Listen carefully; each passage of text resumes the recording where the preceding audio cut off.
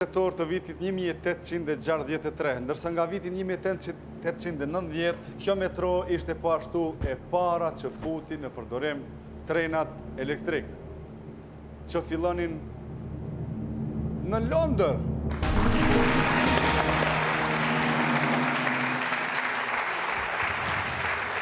Falënderit publiku, ju falenderoj në emër të Gentit. Bravo Genti, bravo publik. 50% është merit e tyre. 53% është merite.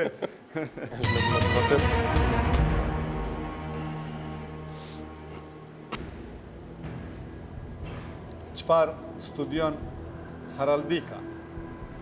Ideogramet, hieroglifet, stemat apo mumjet? Atere, mumjet jo. Përgjigjem pse jo mumjet nuk më vjen ndërmend. Mumjet studion egjiptologjia apo? Jo, mumjet, egjiptologjia është shkenca që studion në historinë përgjithësa vjeçare të Egjiptit, po. Për ideogramat kam përshtypjen se është një diçka e cila merret me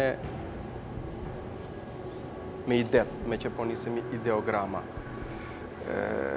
Kam përshtypjen domethënë që më ngelet më tepër për stemat. Nuk e di pse kam lexuar, po mund të ketë përpara një muaji për kryqin e thyer të Hitlerit, Po. që është stema që ai zgjodhi për partinë e vet. Dhe thuhet që ai këtë e ka marrë nga egjiptianët e lashtë. Po vetëm duke u zgjatur bishtat e thyer në të katër anët. Dhe më duket se shkenca, domethënë që përshkruaj, domethënë që ishte heraldika. Unë do isha në një mëdyshje midis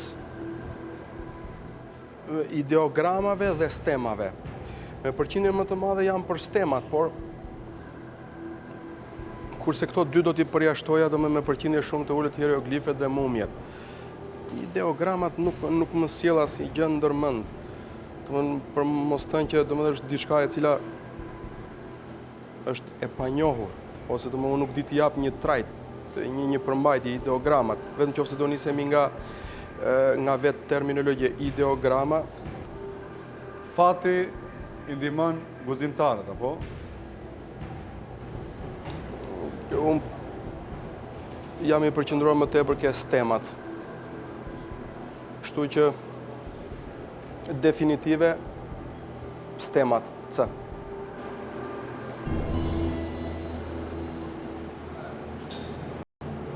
Pasi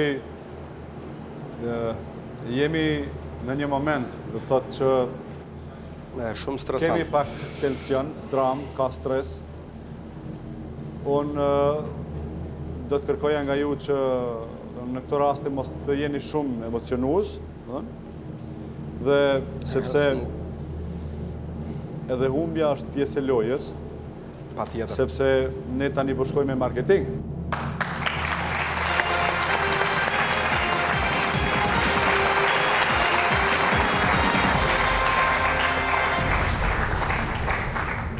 Gent Kavaja ka arritur në pyetjen e 10, ndërsa në pyetjen çfarë studion heraldika, në mes opsioneve ideogramet, hieroglifet, stemat dhe mumjet, Genti ka zgjedhur stemat.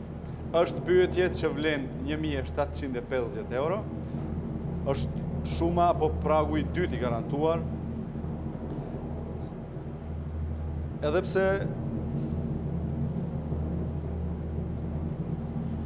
Genti mund të kënaqet edhe me 250 euro, Është lojë. përderisa veksikologjia studion flamujt, heraldika studion stemat, ndërsa ju keni dhënë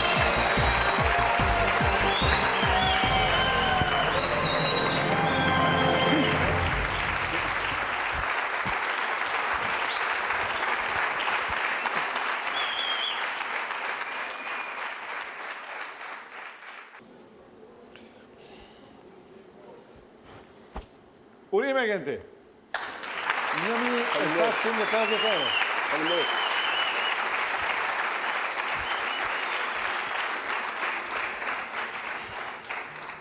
Si duket, Kerasan e ka hapur zemrën bashkë me mua, ndërsa Silvana po planifikoni ku t'i shpenzoni, po? Po, e kemi Do t'i menduar. mbetet Gentit një 50 euro kështu, po? Mbetet. Aq. Po, jo, Genti. Dhe shkoj me pyetjen e 11. 11.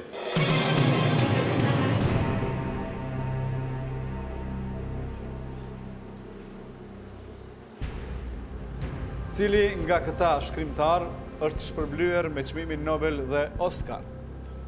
Samuel Beckett, Pearl Buck, Albert Camus apo George Bernard Shaw?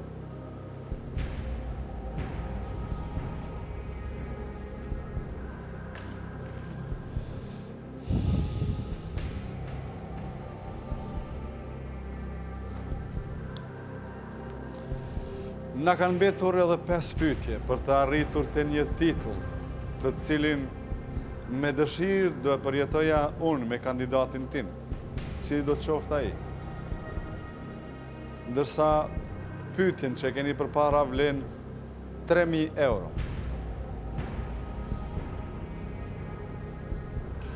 Karakteristika është se du të gjendet një personazh i cili ka të dyja, ka marrë dhe çmimin Nobel dhe çmimin Oscar. Çmimi Oscar është një çmim i cili jepet për aktorin më të mirë, për regjisorin më të Për mirë, të arriturat filmike, po. për s'diskutohet, domethënë gjithmonë i përket fushës së kinematografisë. Po.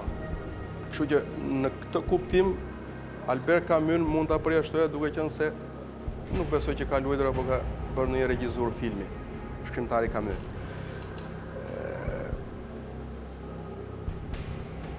Por Oscar jepet edhe për skenarin më të mirë. Edhe për skenar. Kështu që kjo na prap komplikon. Nuk e di, për këtë Pearl Buck nuk kam asnjë lloj opsioni. Samuel Beckett është diçka i dëgjuar, më është vrarë veshi me këtë emër. Samuel Beckett, E kam diçka të dëgjuar, kurse George Bernard Shaw, duke pritur milionir. po. Kurse George Bernard Shaw është dhe regjisor. Është edhe shkrimtar. Më duhet një emër shumë i dëgjuar.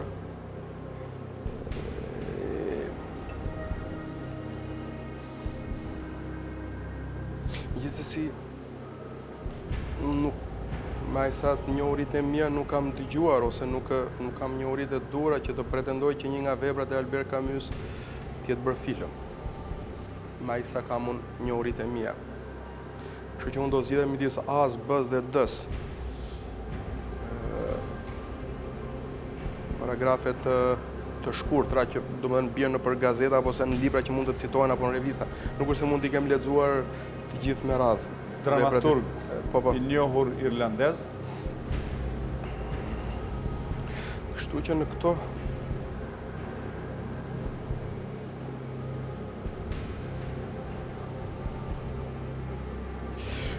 më tepër më tërheq George Bernard Shaw, nuk e di.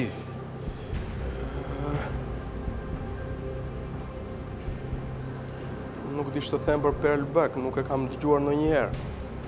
Mund të jetë tepër i njohur, por nuk e kam hasur domethënë në një libër apo të jetë nuk di me këtë lidh. Pearl Buck është një romancier.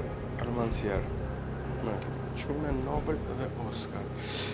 Po t'i vim do t'i thresim mendjes që çmimi Nobel jep edhe për letërsinë. Oscar është për regjisurën, por mund të jetë edhe për skenarin më të mirë.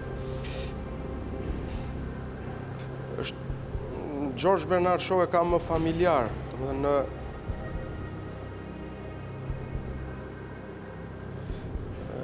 midis Samuel Beckett dhe George Bernard Shaw, nuk e di, është një zgjedhje tepër e vështirë. Do përjashtoja C-n dhe B-n, a priori. Midis A-s dhe D-s, nuk e di. Përgjigjen definitive? Edhe pak?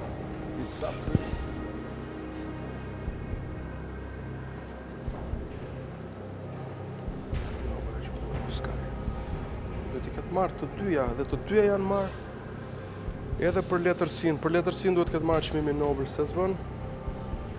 Edhe ka marrë dhe Oscar. Atëre këto kushte mund të ndrohet përsëri dhe mund të jemi midis Samuel Beckett dhe Albert Camus. Nuk e di pse.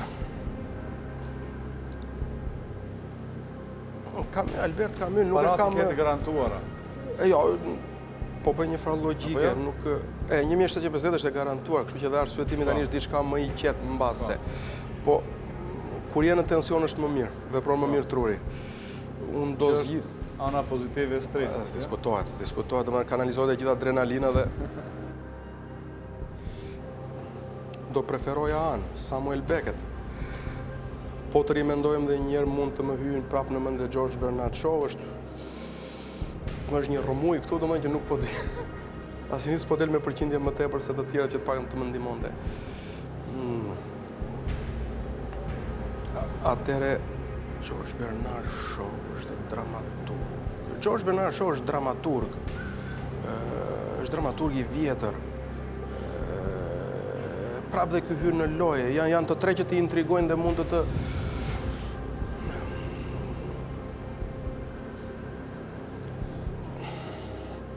Atëherë unë do thosha Samuel Beckett.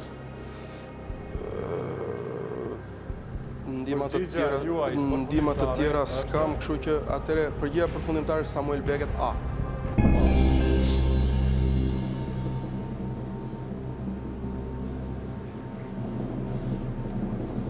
Pyetje për 3.000 euro.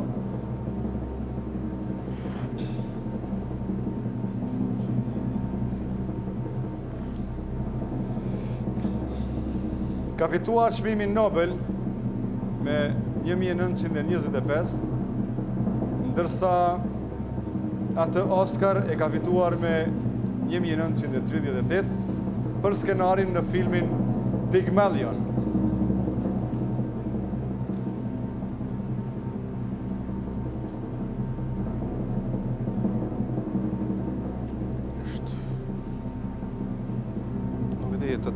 Të tre i kam në familjar dhe të tre.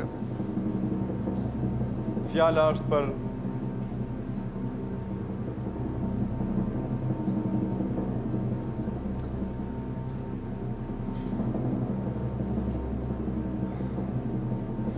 për fatkeqësisht për George Bernard Shaw.